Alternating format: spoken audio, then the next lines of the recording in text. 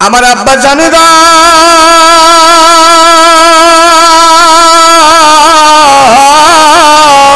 বিশ্ব নবী আখির জামানার পয়গম্বর নবী আমার হযরত আবু বকরের সঙ্গে করে নিয়া নবী আমার একটি কাতারের ভিতরে নবী আমার দাঁড়িয়ে আছে। কাফেরদের বয়োজ্যেষ্ঠ নেতা আব্দুল্লাহ বিন কামিয়া ডাক দিয়ে বলতেছে, হে আবু বকর, নবী কোথায় রে আবু বকর, নবী কোথায়, তাড়াতাড়ি বল রে আবু বকর। আবু বকর ডাক দিয়ে বলতেছে, আব্দুল্লাহ বিন কামিয়া,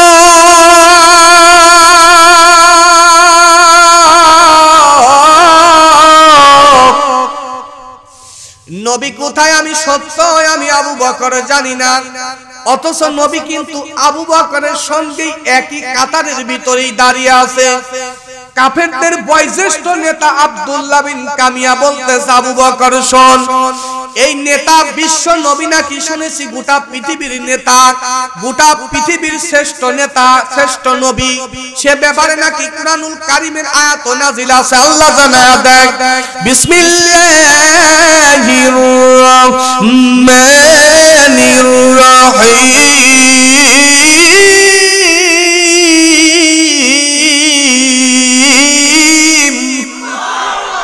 আর একটু হবে, জোরে হবে না রে মুসলমান, আল্লাহু আকবার। ওয়ামা আরসালনাকা ইল্লা রাহমাতাল লিল আলামিন।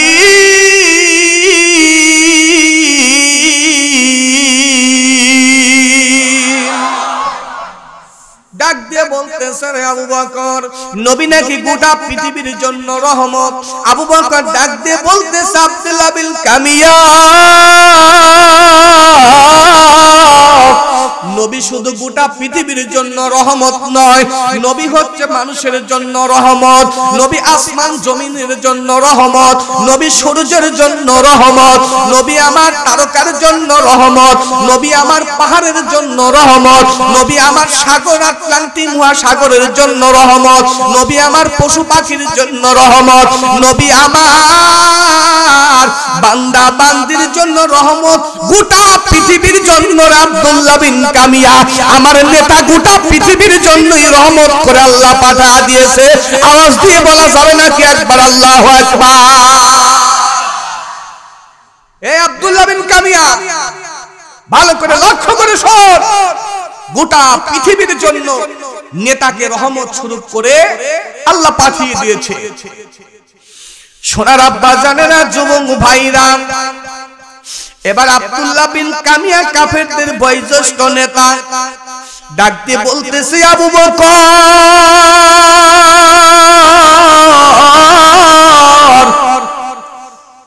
আবু বকর তুমি শোনো, এই নেতা নাকি আমাদের ধর্মের উপর আঘাত করেছে, আমাদের ধর্মের উপর চুনকালি মেরেছে, আমাদের ধর্ম নিয়ে নাকি কটূক্ত করেছে। এই আবু বকর, অতি তাড়াতাড়ি বল রে, এই নেতাকে চিরতরে আজকে খতম করে বিদায় করে দিব। চিল্লায়ে বলা যাবে নাকি একবার নাউজুবিল্লাহ? তাড়াতাড়ি বল, চিরতরে আজকে তাকে খতম করে বিদায় করে দিব।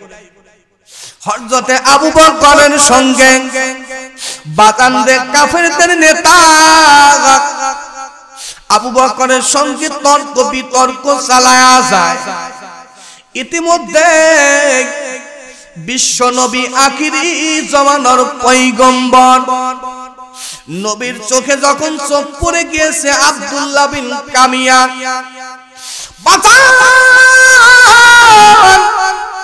বিশ্ব নবীর চোখের সঙ্গে যখন চোখ পড়ে গেছে,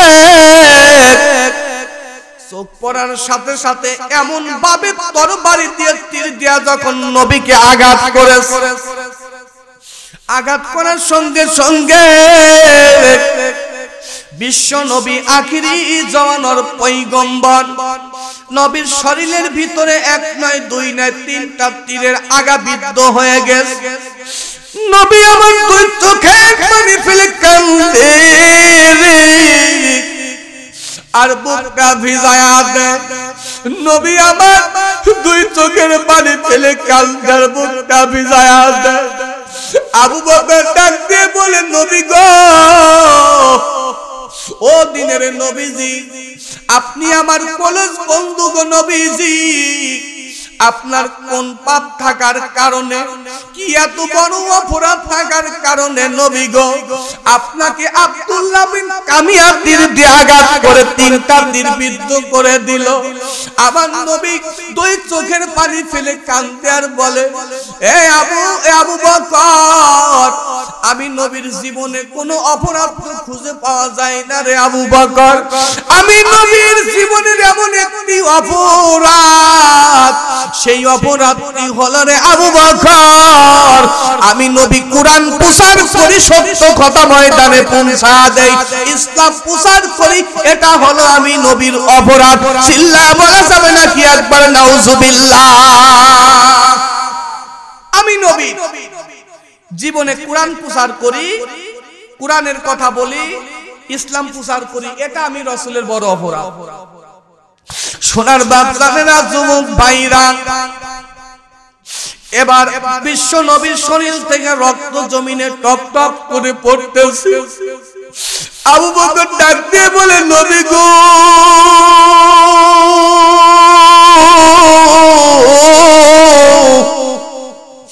নবী গো, আপনার হাতে কি কোনো রুমাল নাই? আপনার কাছে কি কোনো রুমাল নাই নবী গো? নবী আমার কাঁধে রুমাল বের করে যেই জায়গাতে তীর বিদ্ধ হয়ে গেছে ওই জায়গাতে রুমাল দিয়ে আটকা ধরে রাখে, রক্ত বন্ধ হয় না। আবু উবাইদা ডাক দিয়ে বলতেছে, আবু বকর, হে আবু বকর শোনো, আমি আবু উবাইদা বিশ্ব নবী আখিরি জামানার পয়গম্বর, ওই নবীর শরীর থেকে তীর 3টা আমি আবু উবাইদা খুলে দিতে চাই। জোরে বলুন মারহাবা। আবু বকর, আমি আবু উবাইদা বিশ্ব নবীর শরীর থেকে 3টা তীর বিদ্ধ হয়ে গেছে, আমি আবু উবাইদা তীর 3টা খুলে দিতে চাই। আবু বকর ডাক দিয়ে বলতেছে, আবু উবাইদা, এই তীর খোলার অনুমতি আমি দিতে পারলাম না, এটা তুমি বিশ্ব নবীর কাছ থেকে অনুমতি নাও। জোরে বলুন সুবহানাল্লাহ। সোনার বাপজানেরা, যুবক ভাইরা,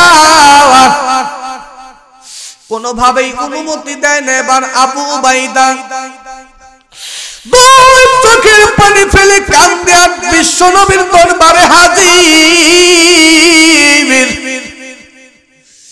ডাক দিয়ে বলতেছি, ইয়া রাসূলুল্লাহ, ইয়া হাবিবাল্লাহ, নবী গো, আপনার শরীরে 3টা তীর বিদ্ধ হয়ে আছে নবী গো, এই তীর 3টা আমি আবু উবাইদা খুলে দিতেছে, আপনি কি অনুমতি দিবেন না? নবী আমার অজর নয়নে কান্দে আর বুকটা ভিজায়া দেয়। নবী আমার অজর নয়নে কান্দে আর বুকটা ভিজায়া দেয়। নবী আমার ডাক দিয়ে বলতেছে, আবু উবাইদা, আমি নবী অনুমতি দিলাম, আমার শরীর থেকে তীর 3টা তুমি টান দিয়ে খুলে দাও। জোরে বলা যাবে নাকি আরেকবার সুবহানাল্লাহ? আমি নবী অনুমতি দিলাম, তীর 3টা খোলার অনুমতি তোমাকে দিলাম, তুমি তীর 3টা খুলে দাও। আবু উবাইদা বাগান রে, আবু উবাইদা এবার ফিরে আবু বকরের দরবারে হাজির। ডাক দিয়ে বলে, আবু বকর,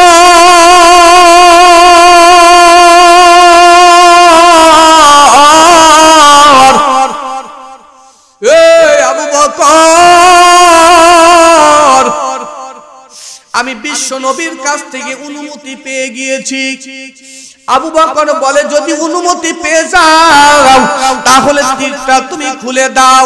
এবার আবু বকর বলতেছে, আবু উবাইদা রে, আমি একটি তীর টান দিয়ে উঠায়া দেই। বলে, না, রাসূল অনুমতি দিয়েছে আমাকে। এবার আবু উবাইদাকে আবু বকর ডাক দিয়ে বলে, আবু উবাইদা রে, তীর 3টা খুলবা, কিন্তু তোমার এই হাত দিয়ে খোলা যাবে না, স্পর্শ করা যাবে না, তোমার এই মুখের দাঁত দিয়ে তীর 3টা খুলে দেওয়া লাগবে। জোরে বলুন সুবহানাল্লাহ। তীর 3টা খুলবা ঠিকই, কিন্তু তুমি হাত দিয়ে স্পর্শ করতে পারবে না। মুখের দাঁত দিয়ে টান দিয়ে বিশ্বনবীর শরীর থেকে তীর তিনটা খুলে দেওয়া লাগবে। জোরে বলুন সুবহানাল্লাহ। কি কষ্ট হচ্ছে আপনাদের? বিরক্ত বোধ করছেন? সোনার বাপ জানেরা, যুবক ভাইরা, এবার আবু উবাইদা আহারে নবীর সম্মুখে হাজির, ডাক দিয়ে বলে, ইয়া রাসূলুল্লাহ, ইয়া হাবিবাল্লাহ, নবী গো,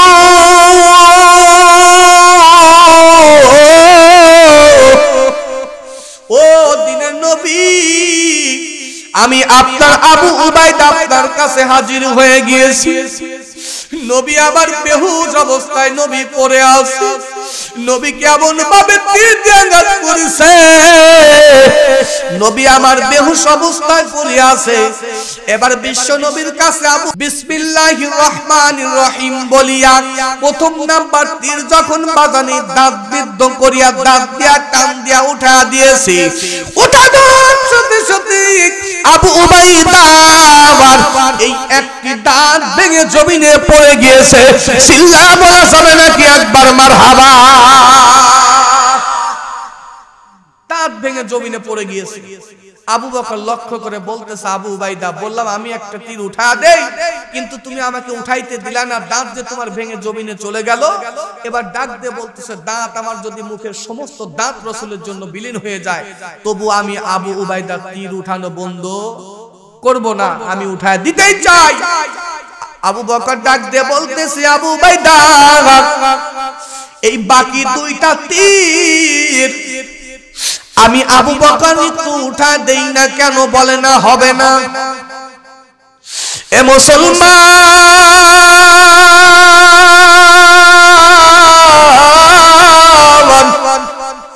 একটু ভালো করে লক্ষ্য করে শোনা লাগবে। তীর বাকি দুইটা উঠা দেই, হবে না, আবু উবাইদাই উঠা দিবে। দ্বিতীয় নাম্বার তীর যখন টান দিবে, ডাক দিয়ে বলে, নবী গো, ইয়া রাসূলুল্লাহ, ইয়া হাবিবাল্লাহ, নবী গো, আপনার শরীর থেকে দ্বিতীয় নাম্বার তীরটি আমি টান দিতে চাই। আবু উবাইদা মুখের দাঁত দিয়া তীরের দ্বিতীয় নাম্বার তীর টান দেওয়ার সাথে সাথে দ্বিতীয় নাম্বার দাঁতটিও ভেঙে জমিনে পড়ে গিয়েছে। সিল্লা বলবেন না রাত্রি বারবার হাওয়া। তীর গেল দুইটা, দাঁতও গেল দুইটা। এবার তৃতীয় নাম্বার তীরটি বিদ্ধ আছে, খুলে দিলেই সমাপ্ত হয়ে যাবে। এ দুনিয়ার মুসলমান,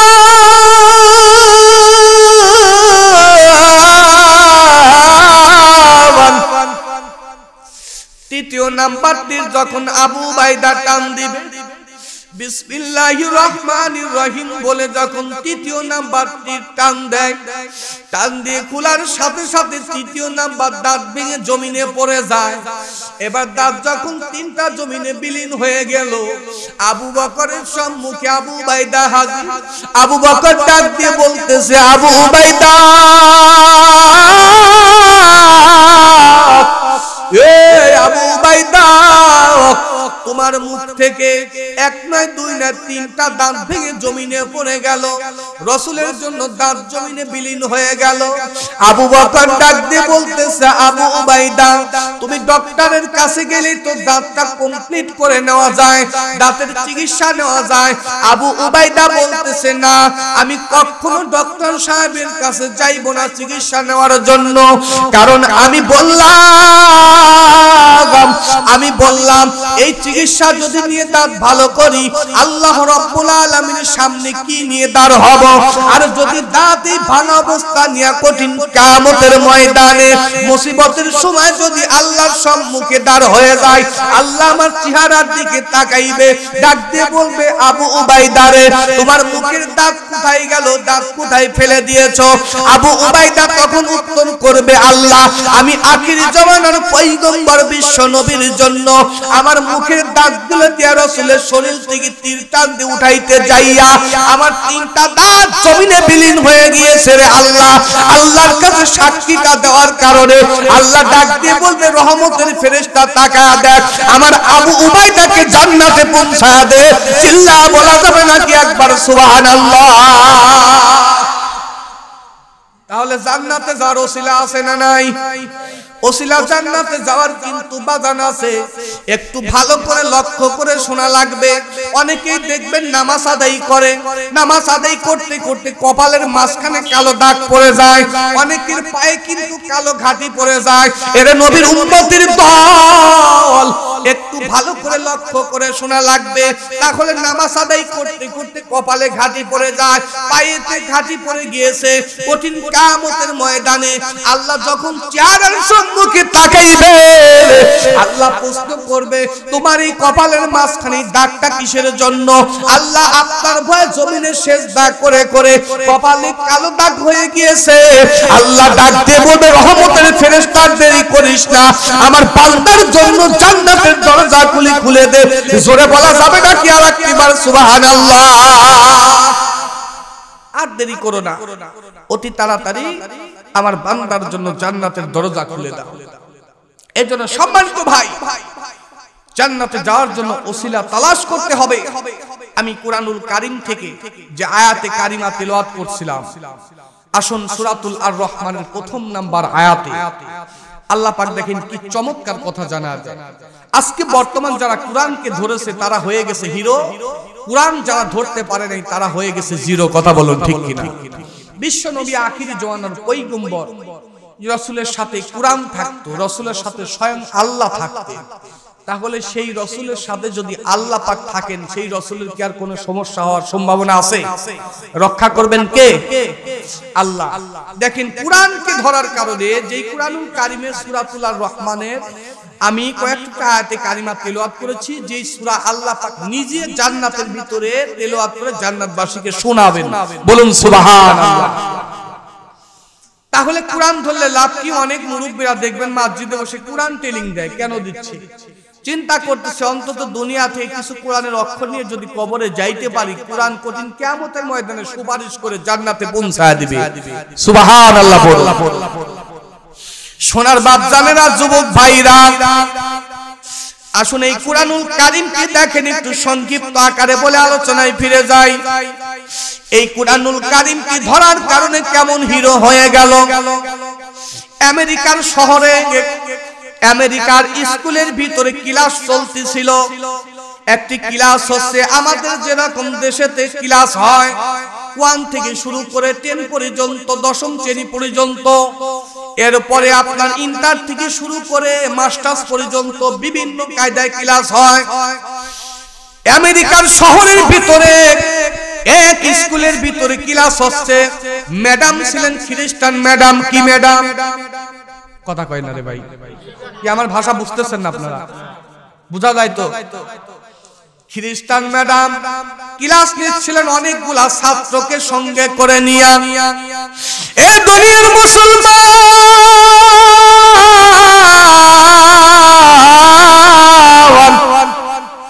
একটু ভালো করে লক্ষ্য করে শোনা লাগবে। দেখেন কুরআন কেমন করে হিরো বানায় দেয়, আর এই কুরআন মানুষকে কেমন করে জিরো বানায় দেয়। ক্লাস হচ্ছিল, ক্লাস নিতে নিতে হঠাৎ করে খ্রিস্টান ম্যাডাম ডাক দিয়ে বলতেছে, এই ছেলে, তুমি পড়াশোনা করে বড় হয়ে কি হতে চাও? অনেকে দেখেন এরকম প্রশ্ন করে, গ্রামে অনেক ছেলেদেরকে অনেকেই প্রশ্ন করে, তুমি যে পড়াশোনা করতেছো বড় হয়ে কি হবা বাবা? অনেক বাবা ছেলেকে বলে, আব্বু তুমি বড় হয়ে কি হতে চাও? তখন ছেলে বলে আমি ডক্টর হব, কেউ বলে আমি ইঞ্জিনিয়ার হব, কেউ বলে অফিসার হব। খ্রিস্টান ম্যাডাম প্রশ্ন করতেছে, এই তুমি পড়াশোনা করে বড় হয়ে কি হতে চাও? তখন এক ছেলে বলতেছে, ম্যাডাম আমি বড় হয়ে চাঁদের দেশে যাইতে চাই। আর একজন বলতেছে, তুমি বড় হয়ে কি হতে চাও? বলতেছে, আমি বড় হয়ে অফিসার হতে চাই। তুমি বড় হয়ে কি হতে চাও? আমি ডক্টর হতে চাই। আরেকজন বলছে ইঞ্জিনিয়ার হতে চাই। লাস্টের ছেলেকে প্রশ্ন করতেছে, এই ছেলে তুমি কথা বলছো না কেন? তুমি বড় হয়ে পড়াশোনা শেষ করে কি হতে চাও? তখন কান্না করতেছে ছেলেটি আর বলতেছে, ম্যাডাম আমি বড় হয়ে সাহাবী হতে চাই। বলুন না আল্লাহু আকবার। আর একটু জোরে বলবেন আল্লাহু আকবার। বড় হয়ে কি হতে চাই? সাহাবী হতে চাই। খ্রিস্টান ম্যাডাম চিন্তা করতেছে, সাহাবী আবার কাকে বলে? জীবনতে এই কথা শুনলাম না। খ্রিস্টান হিন্দুদের ম্যাডাম বলতে, সাহাবী কারে বলে? আমি তো সাহাবী চিনি না। সোনার বাপ জানে না, যুবক ভাইরা দেখেন আল্লাহর পক্ষ থেকে কিভাবে বাজেট হয়। এ নবীর উম্মতের দল,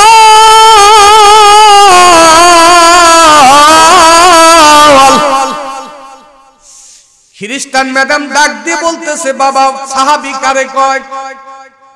ছেলেটি দুই চোখের পানি ফেলে কান্দে আর বলে, ম্যাডাম গো আপনি চিন্তা করবেন না, চলেন আমার বাড়িতে যাই, আমার আম্মা জান আছে, আমার আম্মু।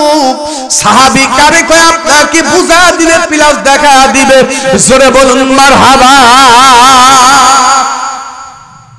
চলেন আমাদের বাড়িতে যাই, বাড়িতে গেলে আমার আম্মু সাহাবী চিনা দিবে এবং দেখাও দিবে। এবার খ্রিস্টান ম্যাডাম ছেলেটিকে সঙ্গে করে নিয়ে বাগানে ওই ছেলেটির বাড়ির ভিতরে প্রবেশ করছে। দরজায় দাঁড়াইয়া দরজার উপর টোকা দেয়। ছেলে মা মা বলে চিৎকার মেরে ডাক দেয়, মা মা দরজা খুলে দে, মা গো তুমি দয়া করে দরজাটি খুলে দাও গো মা, আমি তোমার সন্তান আসছি। মা দরজা খুলে দেয়। ছেলেটির সঙ্গে খ্রিস্টান ম্যাডামকে দেখে মা প্রশ্ন করতেছে মহিলাটিকে। ছেলেটি বলতেছে, মা তুমি কি চেনো না? বলে না আমি তো চিনি না। বলে এটা হচ্ছে আমাদের ম্যাডাম, ইনি খ্রিস্টান ধর্মের অধিবাসী, উনি আমাদের শিক্ষা দেয় গো মা। প্রত্যেকটি ছাত্রকে প্রশ্ন করছে বড় হয়ে কি হবা, সবাই বড় বড় শর্তের কথা বলছে, কিন্তু মা আমি বলছি আমি বড় হইয়া আমি সাহাবী হতে চাই।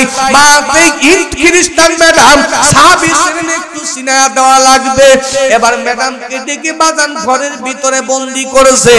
এবার জলন্তগুনি মা ওযু সেরে ঘরের মধ্যে দেখি কুরআনুল কারীম একটি কুরআন শরীফ নিয়ে হাজির হয়ে গেল।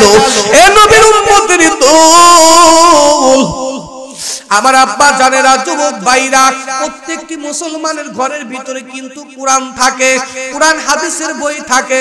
এবার ওই ছেলেটির মা ওযু করিয়া ঘরের মধ্যে থেকে কুরআন শরীফ বাজান নিয়া এবার হাজির হয়ে গেল খ্রিস্টান ম্যাডামের সম্মুখে।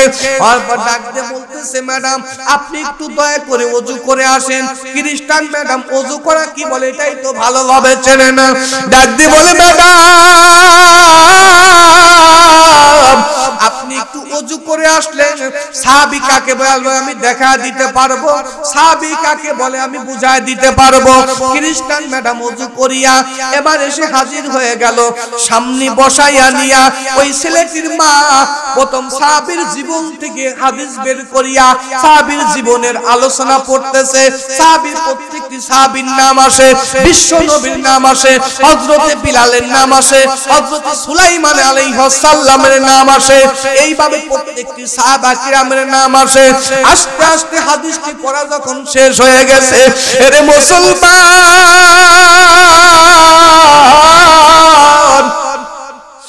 যখন হাদিসটি পড়া শেষ হয়ে গেছে, কুরআনুল কারীম কান দিয়ে নিয়ে এসে সামনে বসিয়া কুরআনুল কারীম খুলিয়া সূরা ফাতিহা থেকে শুরু করেছে ছেলেটির মা। পড়তে পড়তে পড়তে পড়তে যখন জাহান্নামের আয়াতে চলে গিয়েছেন, রাসূল করিম সাল্লাল্লাহু আলাইহি ওয়াসাল্লাম নবী আমার যখন কুরআন তিলাওয়াত করতেন, যখন জাহান্নামের আয়াত নবী আমার পেয়ে যাইতেন, আমার নবীর চোখ থেকে জমিনে টপ টপ করে পানি পড়তেন। সিল্লা বলুন মারহাবা। নবী যখন কুরআন তেলাওয়াত করতেন, জাহান্নামের আয়াত যখন বেঁধে যাইতেন, রাসূলের চোখ থেকে জমিনে টপ টপ করে পানি পড়তেন। এবার যখন ওই ছেলেটির মা কুরআন তেলাওয়াত করে, জাহান্নামের আয়াত যখন বাজান বেঁধে গিয়েছে, চোখ থেকে পানি জমিনে টপ টপ টপ টপ করে পড়তেছে।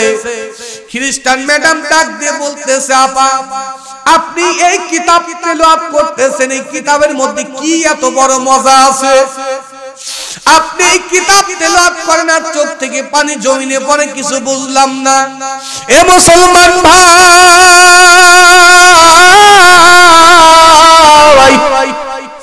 বাংলা যদি একবার পড়ো দ্বিতীয়বার পড়তে মন চায় না, ইংলিশ যদি একবার পড়ো দ্বিতীয়বার পড়তে মন চায় না, ইতিহাস যদি একবার পড়ো দ্বিতীয়বার পড়তে মন চায় না, আল্লাহর কুরআন একবার পড়লে বারবার বারবার পড়তে মন চায়, কিন্তু আল্লাহর কুরআনের মজার মধু কমে না। বলেন কথা ঠিক কিনা? এত মজা, বারবার পড়তেছে, চোখের পানি ফেলে কান্দে। কি খ্রিস্টান ম্যাডাম ডাক দিয়ে বলে, আপা আপনি কান্না বন্ধ করুন, আমাকে বুঝায় বলুন। এবার ডাক দিয়ে বলতেছে, ম্যাডাম এই কুরআনুল কারীমের প্রতিটা অক্ষর তিলাওয়াত করলে 10টি করে নেকি আমলনামায় জমা হয়, 10টি করে নেকি অ্যাকাউন্টে জমা হয়। আপা এ ম্যাডাম এই কুরআনুল কারীমের ভিতরে জাহান্নামের বয়ান আছে, জান্নাতের বয়ান আছে। আমি জাহান্নামের আয়াত যখন পেয়ে গেলাম চোখের পানি বন্ধ করতে পারলাম না, কারণ এই জাহান্নামের অধিবাসী তো আমরা হওয়া লাগবে। এবার খ্রিস্টান ম্যাডাম ডাক দিয়ে বলতেছে, আপা আমি আপনার কান্না দেখিয়া, আপনার কিতাবের এই কুরআনুল কারীমের রহস্য দেখিয়া আমি আজকে থেকে ওয়াদা দিলাম আর আমি খ্রিস্টান ম্যাডাম থাকবো না। আপনার হাতে হাত রেখে আজকে থেকে কালেমা পড়ে মুসলমান হয়ে গেলাম। চিল্লায় বলা যাবে নাকি একবার আল্লাহু আকবার? আহা, কুরআন দেখেন হিদায়াত করে নিয়ে গেল কোন জায়গাতে। আজকে মুসলমান কুরআন চেনেন না। যদি কুরআনকে মুহাব্বতি করতেন তাহলে বাড়িতে শুয়ে ঘুমাতেন না, দোকানপাটে আড্ডা করতেন না। কুরআনের কি মজেজা আর কুরআনের কি মর্যাদা আছে, অনেক আলোচনা ছিল। বলতে গেলে খালি মনে চাবে যে এত সুন্দর মজেজা, এত মর্যাদা আল্লাহ পাক কুরআনের ভিতরে দিয়ে রাখছে। 6666টি আয়াতের ভিতরে আল্লাহ পাক এত কিছু জুমায়েত করে রেখে দিয়েছে। আসুন সোনার বাপ জানেরা, যুবক ভাইরা, ওই যে কুরআনুল কারীমের মধ্যে থেকে যে আয়াতে কারিমা তেলাওয়াত করতেছিলাম, বিসমিল্লাহির রহমানির রহিম।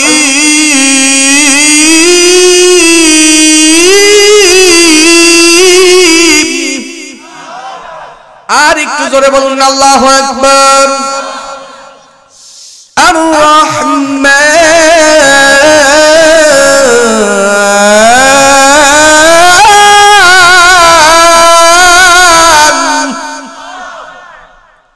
আর রহমান নামটি কার? আর একটু জোরে কোন ঘুম ধরতেছে নাকি? মুখে হাসি নাই কে মুসলমান? মুসলিম হাসি নাই কে? সমস্যা কি? হ্যাঁ, মুসলমানের মুখে হাসি নাই কে? মন টন খারাপ, মিজাজ খারাপ নাকি? বাড়ির থেকে বউ গাইল পারছে নাকি?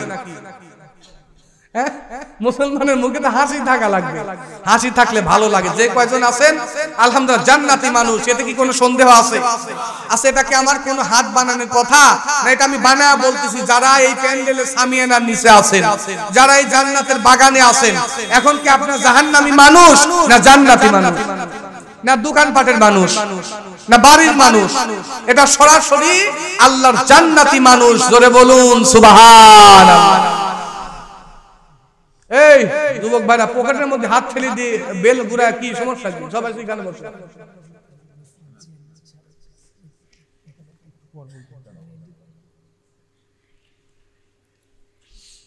আলহামদুলিল্লাহ।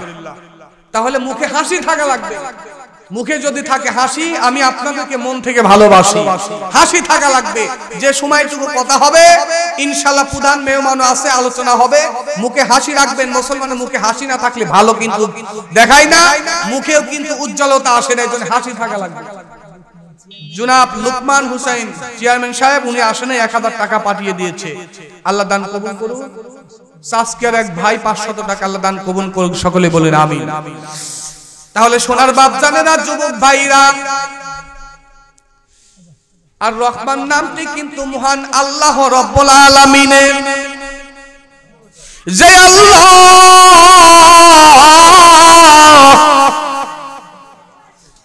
শুধু এক জায়গাতে তার নামটা স্থান দখল করেন নাই, বাকি 99টি গুণবাচক কিন্তু আল্লাহ রাব্বুল আলামিনের আছে।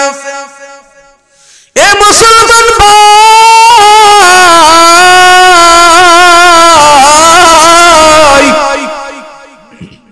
আমার যুবক ভাইরা, আব্বা জানেরা, গুণবাচক 99টির নাম মহান আল্লাহ রাব্বুল আলামিনের আছে। এই গুণবাচক 99টি নাম যদি কোন মুসলমান মুখস্থ রাখতে পারে, আমার আল্লাহ রাব্বুল আলামিন বলেছে তাকে আমি জান্নাতের অধিবাসী বানায়া দেই। চিল্লায়া বলুন সুবহানাল্লাহ।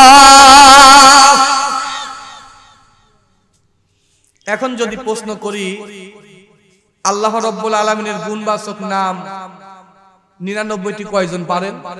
আমার মনে হয় 2-4টি নাম বলতে পারেন, আর বাকিটা আর পারবেন না। যদি বলা যায় আর্জেন্টিনার 11টি প্লেয়ারের নাম বলেন, কি যে ভাই পেছানির নাম, আমি পড়তে গেলে আমার দাঁত ভেঙে যায়। সেই পেছানির নাম যুবক ভাইরা 1 মিনিট সময় লাগবে না, 11টি নাম তারা ফিনিশ করে দিবে। ব্রাজিলের 11টার নাম বলতে দিলে 1 মিনিট সময় লাগবে না, ওটাও ক্লিয়ার। এরপরে নায়ক নায়িকার নাম বলতে দিলে সময় লাগবে না, ওটাও ক্লিয়ার। কিন্তু আল্লাহর নাম বলতে গেলে দাঁত ভেঙে ভেঙে পড়ে যাচ্ছে, তবু বলা সম্ভব হচ্ছে না। এই তো আমাদের অবস্থা। এই দুইটা ছেলে দাঁড়িয়ে আছো এখানে, এই বসে, এই বসে, হ্যাঁ হুজুর বসার কথা বলে তেরিয়া আবার আরেক দিক দৌড় মারে, এমন চালাকের চালা। হ্যাঁ বসে, চুপচাপ বসে থাকবা। পিশাব চাপলে পরে আমার থেকে অনুমতি লুটবা, তারা কিন্তু ওঠা যাবে না। যে কজন আছে এখানে ভিতরে বসা লাগবে। তাহলে 99টি গুণবাচক নাম যদি বাবা মুখস্থ রাখা যায়, আল্লাহ জান্নাতের অধিবাসী বানায়া দিবে। এই নামের ভিতরে দেখবেন ইয়া রহমান, ইয়া রহিম, ইয়া সাত্তার, ইয়া জাব্বার, ইয়া কারীম, ইয়া কুদ্দুস, এইভাবে কিন্তু নাম আছে গুণবাচক।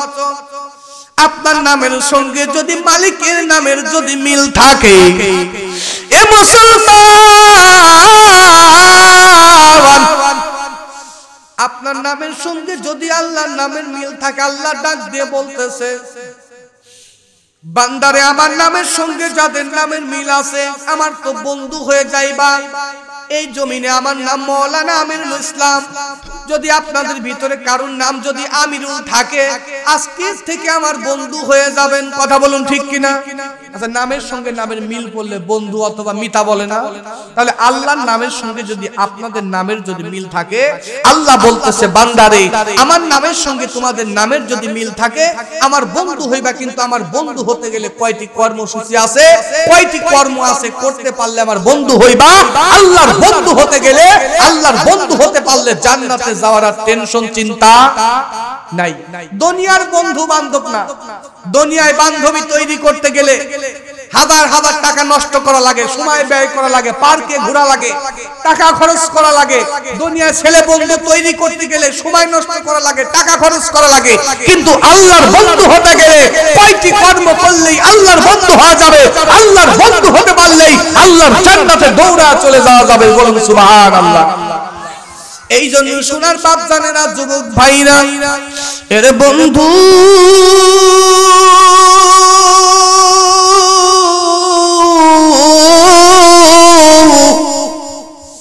একটু ভালো করে লক্ষ্য করে শোনা লাগবে। তাহলে আল্লাহর বন্ধু হতে গেলে কর্মসূচি কি কর্ম করা লাগবে? প্রথম নাম্বার, পাঁচগানা নামাজ আদায় করা লাগবে। কিন্তু আমাদের ভিতরে অনেকেই আজকে এক ওয়াক্ত নামাজও পড়ি নাই, অনেকেই পড়েছি কিন্তু 5 ওয়াক্ত হয় নাই। এ মুসলমান, আপনি যদি পাঁচগানা নামাজ আদায় না করেন আল্লাহর দরবারে কিন্তু আপনি খাঁটি বান্দা নয়, আপনি বেনামাজি বলে গণ্য হবেন। আর বেনামাজি বলে যদি গণ্য হন, আপনার স্থান কিন্তু জাহান্নাম ছাড়া জান্নাত হবে না। কথা বলুন ঠিক কিনা? তাহলে সেই পাঁচগালা নামাজ পড়ে যদি আল্লাহর বন্ধু হওয়া যায়, সেই নামাজ পড়ার দরকার আছে না নাই? বর্তমান নামাজ সাতকার দিয়ে শুধু ফরজ নামাজটা আছে, বাকি সব শেষ হয়ে গেছে, সব ডিজিটাল হয়ে গেছে। ফরজ নামাজটা সবলের পর সবার পিছে আসে, এসে সবার পিছে ফরজ নামাজ পড়ে সবার আগে বাড়া দৌড়। এই তো বর্তমান মুসল্লি। কিছু মুসল্লি আছে, নামাজ সব মুসল্লি আছে, পৃথিবীর মধ্যে সবচেয়ে বড় চোর হচ্ছে নামাজ যে চুরি করে। আসেন সোনার বাচ্চারা আমার, যুবক ভাইরা, দ্বিতীয় নম্বরে কুরআনুল কারীম খুলবেন, আয়াত পড়বেন আর ব্যাখ্যা দেখে দেখে ব্যাখ্যা পড়বেন, আয়াত পড়বেন, বাংলা তরজমা করে পড়বেন। এইভাবে বুঝে বুঝে যদি কুরআনুল কারীম যদি পড়তে পারো রে মুসলমান, আমার আল্লাহ বলছে দেরি নয়, দেরি নয়, আমার বন্ধু হয়ে গেছে। আর আমার বন্ধু যদি হয়ে যাও, আমার জান্নাতে ঢোকা সহজ হয়ে গেছে। চিল্লা বলুন একবার সুবহানাল্লাহ। সোনার বাপ জানেরা, যুবক ভাইরা, দ্বিতীয় নাম্বার আয়াতে আল্লাহ পাক দেখেন কি চমৎকার কথা জানা দেন। আল্লামাল কুরআন,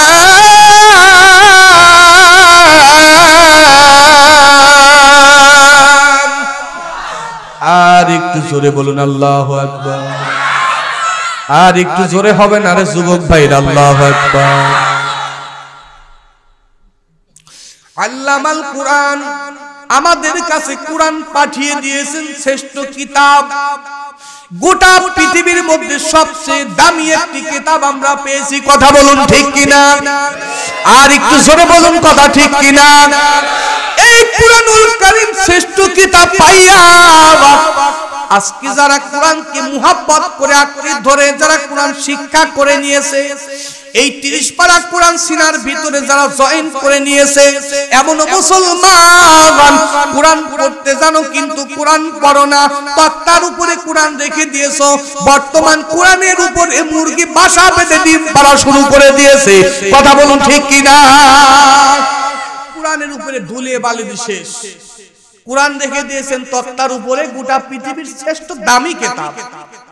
আর শোকেসের ভিতরে নতুন জামা, বিয়ে করছেন মাথার পাগড়ি শোকেসের ভিতরে, নতুন বোর শাড়ি শোকেসের ভিতরে, চিঠি হিসাবে রেখে দিয়েছেন যে ছেলে হলে আমার ছেলেকে দেখাবে, দেখ তোর আব্বার বিয়ের টুপি দেখ মাথা, চিঠি হিসাবে রেখে দিয়েছেন। সোনা দানাগুলি শোকেসে আপনার সিন্ধুকের ভিতরে আটকে রাখছেন, টাকা সিন্ধুকের মধ্যে রেখে দিয়েছেন। গোটা পৃথিবীর শ্রেষ্ঠ দামি কিতাব, যেই কোরআন কঠিন কিয়ামতের ময়দানে সুপারিশ করবে, আর সেই কোরআনকে তক্তার উপরে রেখে দিয়েছেন। ধুলা মাটি মুরগি বাসা বেঁধে ডিম পাচ্ছে, যেই কোরআনের 5 টাকা 10 টাকার কাপড়ও ভাগ্য জোটে নাই, তাহলে আপনি কোরআনকে কি দামি বানাইছেন? কোরআনকে কি দামি স্থান দিয়েছেন? টাকা পয়সাকে দামি জায়গা রেখে দিয়েছেন, শাড়ি নতুন পোশাক আদিকে শোকেসের মধ্যে রেখেছেন, আর দামি জিনিসকে বাহিরে রেখে দিয়েছেন আগলা অবস্থায়। কপাল পুরা মুসলমান, দেখেন কোন জায়গাতে আছেন। কোরআনকে উপরে স্থান দেওয়ার কারণে মনে রাখবেন, আমল বেশি করতে হয় না, কিছু আমলের কারণেই আল্লাহ খুশি হয়ে যায়। আর আল্লাহ যদি খুশি হয়, আপনার স্থান আল্লাহ জান্নাতেই করে দিবে, বলুন সুবহানাল্লাহ। আমল কিন্তু বেশি বাগান করা লাগে না। কুরআনুল কারীমকে আপনি যদি উপরে স্থান দিতে পারেন, আল্লাহর কুতুব বিশর হাফি রহমাতুল্লাহ আলাইহির একটি ঘটনা পড়ে গেল। এই কোরআনকে বাগান উপরে স্থান দেওয়ার কারণে এই ছেলেটি মদ গাঁজা পান করত, নিশা পান করত। ছেলেটি মদের আড্ডায় যাবে, প্রতিনিয়ত মদের আড্ডায় যায় বন্ধুদের সঙ্গে করে নিয়া। এ দুনিয়ার মুসলমান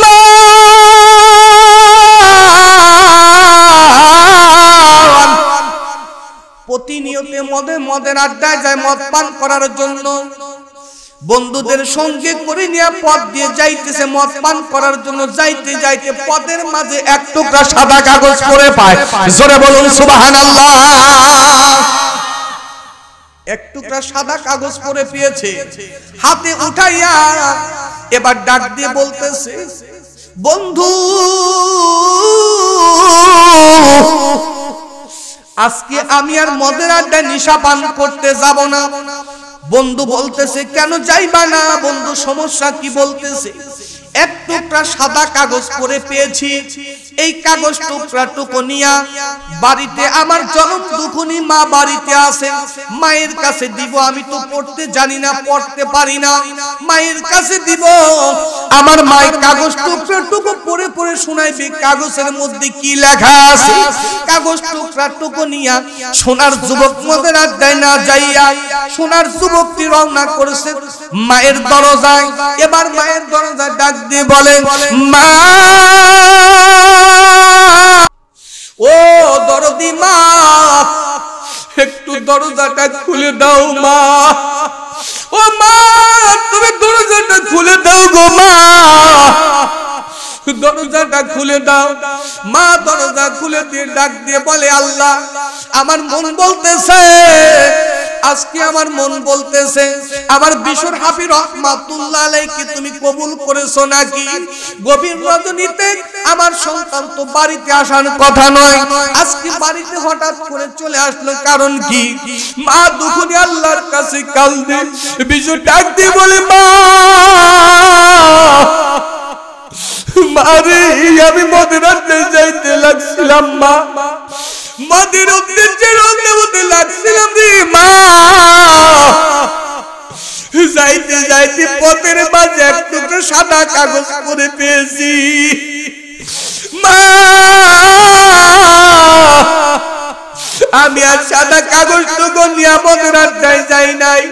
কাগজের ভিতরে কি যেন লেখা আছে আমি তো পড়তে পারি না মা, একটু সারা দেখো মা, এই কাগজের ভিতরে কি যেন লেখা আছে মা। মা তুই চোখের পানি ফেলে কাঁদতে বলে আল্লাহ আল্লাহ এই কাগজের মধ্যে কি লেখা আছে আমি তো ওনার মাও তো বলতে পারি না। মা জননী কাগজ টুকরো ছাড়াইয়া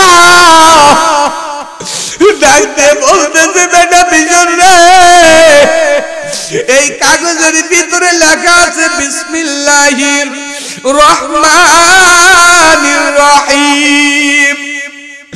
ডাকতে বলে মা রে,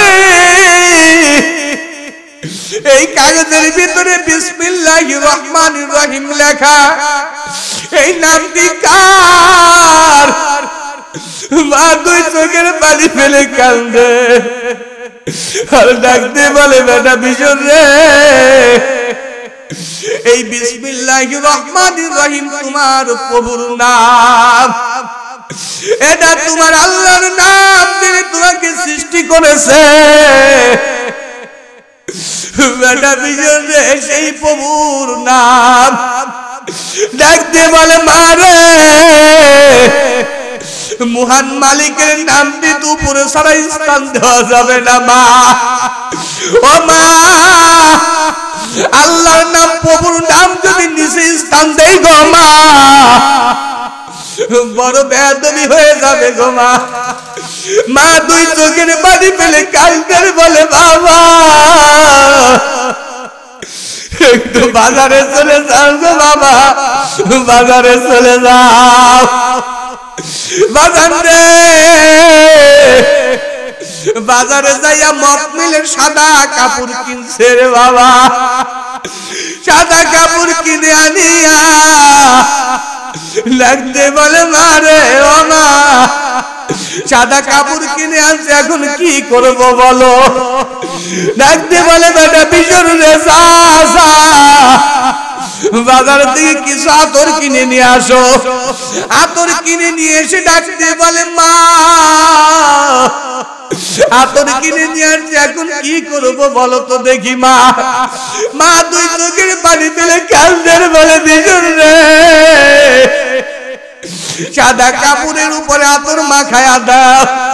দেওয়ার পরে এই সাদা কাগজ টুকরা টুকরা আল্লাহর নামের এই কাগজ টুকো সাদা কাপড় দিয়ে পেঁচায়া পেঁচায়া বান্ধিয়ে ফেলো। পেঁচায়া পেঁচায়া বান্ধিয়ে রে বাবা বলে মা রে, এখন কাপড় বান্ধা শেষ হয়ে গেছে, এখন কি করব? ডাকতে বলে বেটা বিশ্বর হাফিজ রহমাতুল্লাহ আলাইহি, বেটারে এই কাপড়টুকু তোমার মাথার সঙ্গে বাঁধিয়া রাখো। বেটা বিশ্বর হাফিজ রহমাতুল্লাহ আলাইহি মাথার সঙ্গে কাপড়টুকু পেঁচায়া পেঁচায়া বাঁধিয়া রাখে। রাখার পরে সারা রাত দাঁড়াইয়া দাঁড়াইয়া ঘুমায়। মা ডাকতে বলে বেটা বিশ্বর রে, তুমি দাঁড়াইয়া দাঁড়াইয়া ঘুমাও কেন? তুমি বিছনায় যাও না কেন বাবা? ডাকতে বলতেছে মা, আল্লাহর নামটা তো পাহারা দেওয়া লাগবে গো মা, আল্লাহর নাম পাহারা দেওয়া লাগবে মা। দাঁড়া দাঁড়া ঘুমায় বেটা বিশ্বর, দাঁড়া দাঁড়া ঘুমায়। আল্লাহ ডাকতে বলতেছে বিশ্বর রে, আমার নামটা উপরে স্থান দেওয়ার কারণে রে বিশ্বর, আমার কোরআনকে সম্মান করার কারণে রে বিশ্বর, আমার কোরআনকে মুহাব্বত করার কারণে, আমি আল্লাহকে মুহাব্বত ভালোবাসা করার কারণে, আমার নামটা মাথায় স্থান দেওয়ার কারণে আমি আল্লাহ এ বিশ্বর তোর স্বপ্নের ভিতরে জানা দিলাম রে বিশর, তোর নাম আর বিশর থাকবে না। আমি আল্লাহ আজকে থেকে তোর নামটা আমি ওলি আল্লাহর নামের মধ্যে মিক্সার করে দিলাম। সিল্লা বলা যাবে নাকি? আল্লাহু আকবার। তোর নাম আর সাধারণ নাম থাকবে না রে বিশর, তোর নামটা ওলি আল্লাহ নামের মধ্যে মিক্সার করে দিলাম। এ সুনার আব্বা জানে না যুবক ভাইরা রে,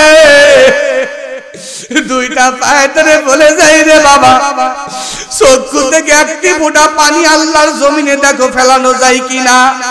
আজকে যদি মাহফিলে একটি ফোঁটা পানি এই জমিনে পড়ে রে বাবা, আজকের মাহফিলটা আল্লাহর দরবারে কবুল হয়ে যাবে। কারণ একটি ফোঁটা চোখের পানি জাহান্নামের আগুনকে হারাম করে দেয়। এ আব্বা জানেরা, সংক্ষিপ্ত আকারে আরেকটি কথা বলে আমি বিদায় হয়ে চলে যাব।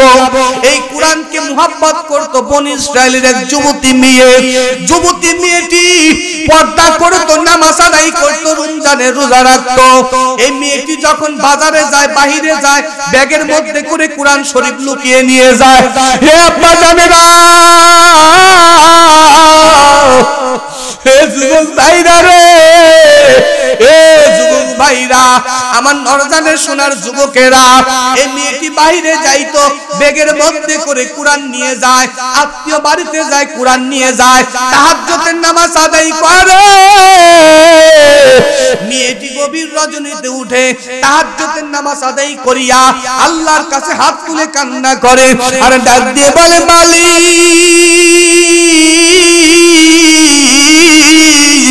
পৃথিবীর সমস্ত দরজা বন্ধ হয়ে গেছে, আল্লাহ আপনার দরজাগুলি তো খোলা আছে।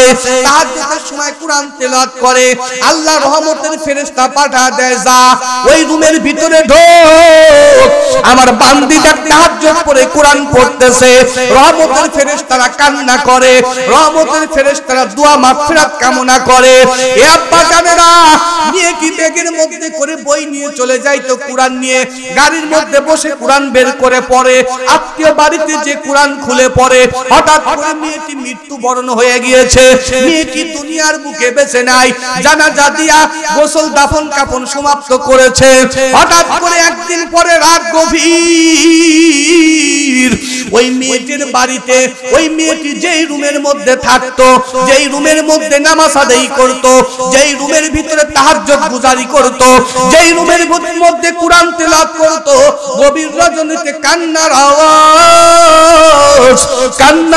আওয়াজ ভেসে আসে, এমন ভাবে গুনগুন গুনগুন আওয়াজ, এমন ভাবে গুনগুন আওয়াজ।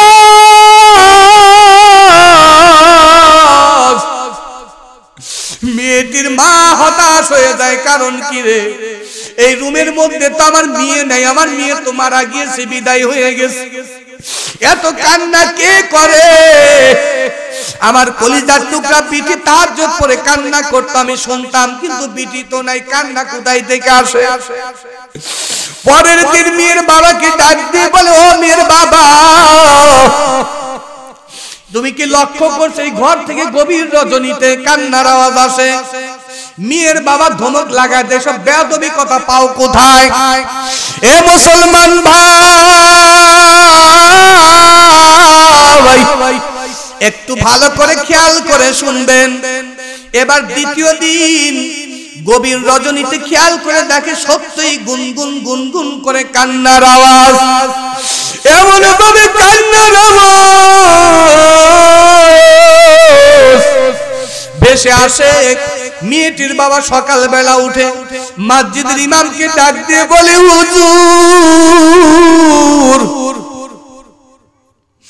হুজুর, আজ 2টা দিন হলো আমার মেয়ে বিদায় হয়ে চলে গেছে কবরে, কিন্তু এই ঘরের মধ্যে আমার মেয়ে থাকে না, কিন্তু ঘরের মধ্যে থেকে গভীর রজনীতে এই গৃহের মধ্যে থেকে গুনগুন গুনগুন করে কান্নার আওয়াজ ভেসে আসে।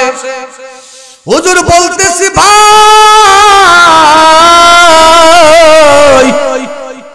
আজকে রাতটা আপনার বাড়িতে উদযাপন করব, আপনার বাড়িতে আমি থাকবো, থেকে আমি দেখবো সত্যই কান্নার আওয়াজ ভেসে আসে নাকি। হুজুর এবার বাড়িতে রাত উদযাপন করলো, সারাটি রাত জাগ্রত থাকে। গভীর রজনীতে তাহাজ্জুদের সময়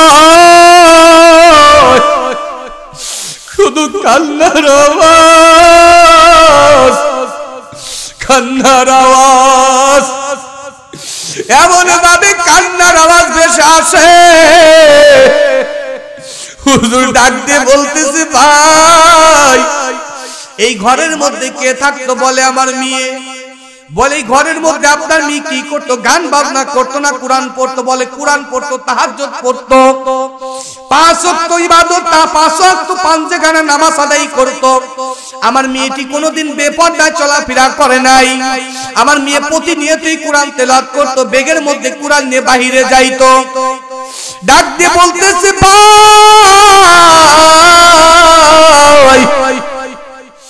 এই যে কান্নার আওয়াজ, এটা দুনিয়ার কোন মানুষের কান্নার আওয়াজ নয়, এটা দুনিয়ার কোন মানুষের কান্নার আওয়াজ নয়, এটা কোন জিনের কান্নার আওয়াজ নয়।